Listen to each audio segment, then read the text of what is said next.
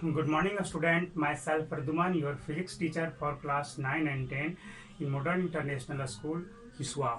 Student, today just I have to discuss some topics related with optics, that means light chapter for class 10. In previous classes, in previous day, just I have solved reflection and cause of reflection, why light deflected from its path when traveling from one medium to another medium. Today just I have discussed this phenomena with angle of incidence as 90 degree. कल हमने जो discuss किया, angle of incidence जो था वो 90 degree न होकर के कुछ और था. उस केस में हमने क्या देखा था कि लाइट रे जो है अपने पाथ से डिफ्लेक्ट हो गया था. क्यों? मेन काउज तो आपको पता है ही कि क्या है इसका मेन कारण, कि लाइट रे जो है आपका एज ए वेव फ्रंट आपको वेव के जैसा ट्रेवल करता है, और ये आपका क्या है लाइट वेव है ना. तो हमने क्या आपको इस चीज के बारे में बताया था कि ये जो है, ठीक है, ये देखा, ये अभी आपका जो है ऐसे अगर जो कहा जाए तो एज ए वेव ट्रेवल कर रहा है, तो ये टी टाइम में इतना डिस्टेंस कवर किया, तो हर जगह टी टाइम में उतना ही डिस्टेंस कवर किया है. बट जैसे ही मीडियम चेंज होता है तो उनका स्पीड रिड्यूस हो जाता है, स्पीड जो है रिड्यूस हो जाता है. मीडियम के बारे में भी मैंने आपको बताया था कि मीडियम है क्या. मीडियम आपका सॉलिड, लिक्विड, गैस, ये तीनों मीडियम है. इसमें आपको ऑप्टिकल मीडियम और फिजिकल मीडियम मैंने दो कैटेगरी बताया था. ऑप्टिकल मीडियम जिसमें लाइट ट्रेवल कर सके, लाइट आपको पास कर सके. ऑप्टिकल रेयर मीडियम क्या है? The medium in which light move slower then the other medium. वो क्या, सॉरी वो तो डेंसर हो जाएगा. रेयर में क्या होता है, दूसरे मीडियम के रेस्पेक्ट में लाइट का स्पीड ज्यादा होता है, और डेंसर में स्पीड घट जाता है ना. जैसे हम ही लोग क्या है, हवा में जब चलते हैं तो हमारा स्पीड कुछ और है, अगर वाटर में चलें तो थोड़ा स्पीड कुछ और हो जाएगा. और अगर और डेंसर कुछ ले लें, जैसे ग्लू ले लें या फेविकॉल का ले लें या फिर आपका पेंट का कोई टब ले लें, उसमें चलें तो क्या होगा, थोड़ा चलने में परेशानी होगी. हमारा मड है, कीचड़ है ना, दलदल है, उसमें चलने के लिए जाए तो काफी परेशानी होगी ना. उसी तरह से लाइट को भी अलग अलग मीडियम में चलने में अलग अलग स्पीड उसको पकड़ना पड़ता है ना. इस तरह से ऑप्टिकली रेयर और डेंसर को हम लोग पिछली क्लास में समझे थे. तो लाइट रे जब इस तरह से चला था तो आपने क्या देखा था कि एक मीडियम से दूसरे मीडियम में क्या होता है, स्पीड रिड्यूस हो जाता है. ये रेयर था, और ये क्या है आपका डेंसर है ना. तो क्या था, इधर स्पीड घट जाएगा. तो ये वाला पार्ट जब इसमें इंटर करेगा तो पहले इतना डिस्टेंस ट्रेवल किया था ना, अब क्या है कम. जैसे इधर का पार्ट जो है, ये इतना बड़ा सेक्शन है, दिख रहे हो, ये जैसे ही करेगा तो थोड़ा सा देखो ये रिड्यूस घट गया ना. ये वाला का भी क्या होगा, थोड़ा सा घट जाएगा, इस तरह से घट जाता है. और फाइनली क्या होता है, लाइट का जो है इस तरह से आपका वो चलते चला जाता है ना. तो लाइट रे क्या लगता है कि बेंड कर गया, बेंड तो करता ही है. और जब रेयर से डेंसर में होता है तब क्या होता है, ये क्या देखा, नॉर्मल की तरफ झुक गया, और डेंसर से रेयर में जाएगा तो नॉर्मल से अवे जाता है ना. कब? जब आपका किसी सर्टेन एंगल पे फॉल करता है. बट जब आपको डायरेक्टली आपको इस तरह से लाइट रे आपको फॉलो करे, ऐसे डायरेक्टली इंसिडेंस आपको पड़े, तब क्या होगा. आप जान रहे हो कि ये आपको पड़ा तो क्या होगा, इसका तो स्पीड घटेगा, तो ये आपको एक ही साथ ना सरफेस पे पूरा ये पड़ गया, यानी कि लाइट का वेव फ्रंट का वेव का जो पूरा पार्ट था एक साथ सरफेस पे पड़ा, तो एक ही साथ सबका स्पीड रिड्यूस हुआ. तो जैसे ही आगे जाएगा तो उतना ही टाइम है, अभी कम डिस्टेंस ट्रेवल करेगा, अब और अगला भी कम ही करेगा. बट आपका डिफ्लेक्शन यहाँ पे नहीं होगा, स्पीड रिड्यूस हो गया. दैट मीन्स क्या हुआ कि दो वेव के बीच का जो गैप है वो रिड्यूस हो गया. पहले एक सेकेंड में सपोज दैट आपको ऐसे ही मान करके चले कि 0.0000 समथिंग मीटर ट्रेवल करता था, तो अब उससे थोड़ा कम ट्रेवल करेगा ना, लेकिन कुछ तो करेगा. तो इस तरह से क्या देखा कि वेव का स्पीड तो घट गया, बट डिफ्लेक्शन हुआ. नहीं हुआ। तो इस तरह से हम क्या कहेंगे कि when light fall on the surface of optical medium perpendicularly then it doesn't be deflected, it passes straight, है ना। क्या है, जब भी आपका लाइट आपका जब डायरेक्टली इस तरह से 90 डिग्री पे फॉल करेगा तो वो सीधा चला जाएगा, सीधा चला जाएगा, बट स्पीड क्या होगा उसका रिड्यूस हो जाता है। ठीक है, तो चलो ये तो हो गया। कितना केस बताया हमने? 3 केस। ये क्या है? रेयरर, और नीचे है डेंसर, तो इस तरह से झुक जाएगा, नॉर्मल की तरफ मुड़ गया, है ना। अब क्या है, ऊपर का डेंसर है, नीचे का रेयरर है, तो नॉर्मल से अभी जाएगा। इन सारे टॉपिक्स को मैंने डिस्कस कर रखा था। और नॉर्मली फॉल करे तब क्या होगा, रेयरर हो या डेंसर हो, सीधा चला जाएगा, वो सीधा ही चला जाएगा। ठीक है, आगे का टॉपिक अब डिस्कस करेंगे। रिफ्रैक्शन ऑफ लाइट का पार्ट है laws of refraction. Laws of refraction, there are 2 laws of refraction. First law is similar that of the laws of reflection. Second part of laws of reflection. Second part क्या कहता है आपका कि the incident ray, reflected ray and normal lie on a surface. Sorry, normal lie on the point of incident. All lie on the same plane. क्या कहा गया कि आपका इंसिडेंट रे, रिफ्लेक्टेड रे और जिस पॉइंट पे नॉर्मल आता है वो सभी किस प्लेन में होते हैं? एक ही प्लेन में होते हैं।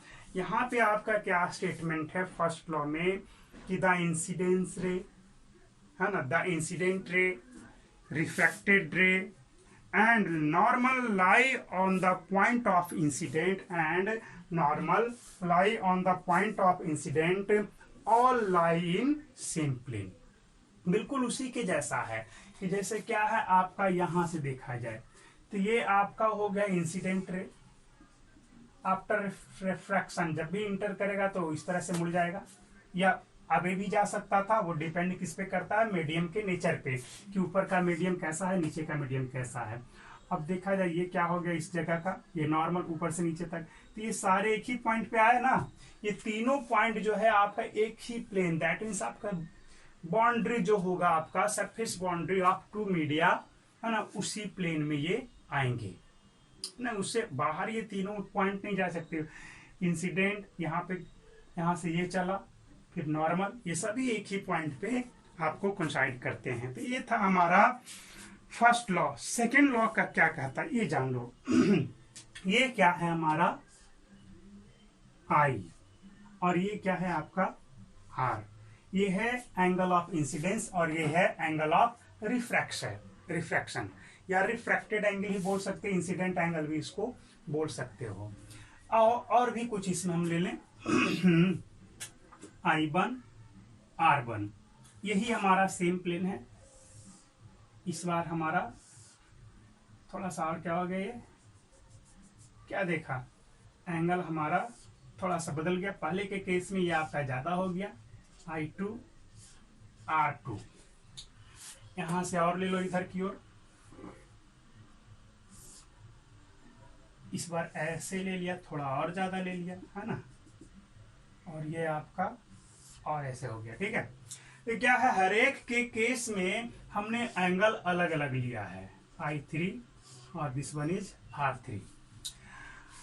इन सभी केस को हम लोग समझेंगे, इसमें क्या कांस्टेंट होगा, यही हमारा सेकेंड लॉ ऑफ रिफ्रैक्शन या लॉज ऑफ रिफ्रैक्शन का सेकेंड पार्ट है।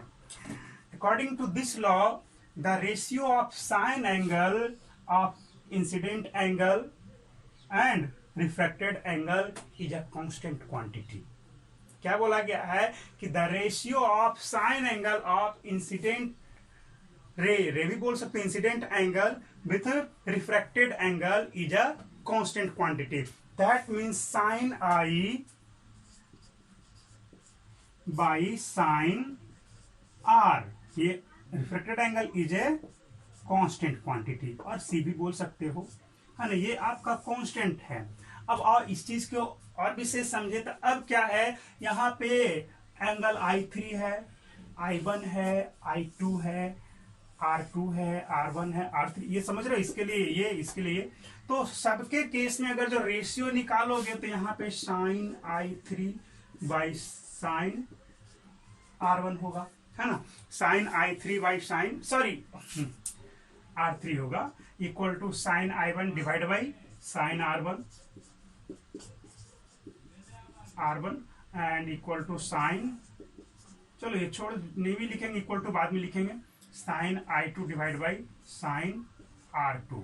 तो इस केस में रेशियो ये था, इस केस में रेशियो ये है, और इस केस में रेशियो ये है।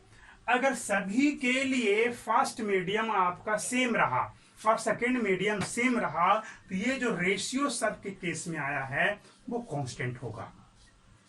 वो रेशियो क्या होगा, एक कांस्टेंट क्वांटिटी होगा।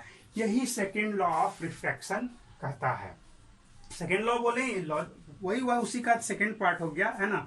और this law is also known as Snell's law.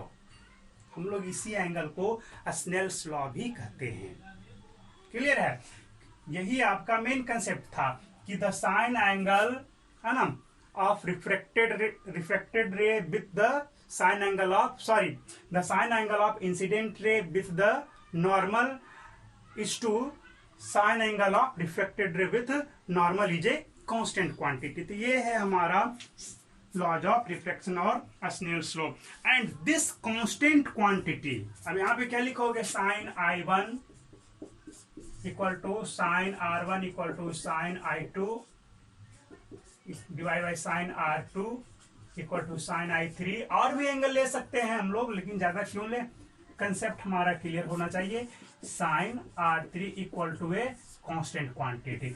अगर इसका रेशियो आया 1.5 या 1.2 तो इसका भी रेशियो उतना ही होगा, 1.2 ही होगा। इसका 1.2 तो इसका भी 1.2, इसका भी 1.2। यही कांस्टेंट का मतलब होता है।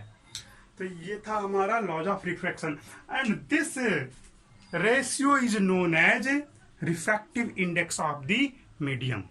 इस रेशियो को ही हम लोग क्या बोलते हैं, मीडियम का रिफ्रैक्टिव इंडेक्स भी कहते हैं। आगे हम लोग और भी टॉपिक इसमें डिस्कस करेंगे कि होता क्या है। रिफ्रैक्टिव इंडेक्स एक्चुअल में है क्या, व्हाट इज रिफ्रैक्टिव इंडेक्स। तो refractive index of a medium, refractive index of a medium is the ratio of velocity of light in first medium with respect to second medium. अगर इतना कहा गया तो ये परफेक्ट आपका डिफिनीशन रिफ्रैक्टिव इंडेक्स का नहीं होगा। रिफ्रैक्टिव इंडेक्स को हम लोग किसी एक दूसरे से रिलेट करके बताएंगे, है ना। रिफ्रैक्टिव इंडेक्स को एक दूसरे से रिलेट करके बताएंगे कि हम इसका रिफ्रैक्टिव इंडेक्स लिख रहे हैं या इसका लिख रहे हैं। तो यहां जान लो कि हमने अभी जो इस रेशियो के बारे में बताया, ये रेशियो ऑलवेज नीचे वाले का रिफ्रैक्टिव इंडेक्स देता है, क्योंकि लाइट रे इधर से चला, जिस मीडियम में गया उस मीडियम का रिफ्रैक्टिव इंडेक्स ये रेशियो आपको देता है। Sine I by sine R equal to mu. Refractive index is denoted by a letter mu, उसे हम म्यू से डिनोट करते हैं, है ना। तो यहाँ पे म्यू किसका हो जाएगा, इसका। Suppose this medium is air and this medium is water और ग्लास। ये मीडियम हमारा एयर है और ये मीडियम आपका एयर और वाटर और ग्लास हो सकता है कुछ भी। तब हमारा रिफ्रैक्टिव इंडेक्स किसका मिलेगा, तो ग्लास का मिलेगा, या वाटर है तो वाटर का मिलेगा, इस तरह से। और आगे हम लोग और विशेष इस पर डिस्कस करेंगे रिलेटिव रिफ्रैक्टिव इंडेक्स के बारे में कि रिलेटिव रिफ्रैक्टिव इंडेक्स है क्या। तो उसके लिए हम लोग आज तो नहीं करेंगे, वो थोड़ा बेहतर टॉपिक है, विशेष भी उसमें हम लोगों को पढ़ना है।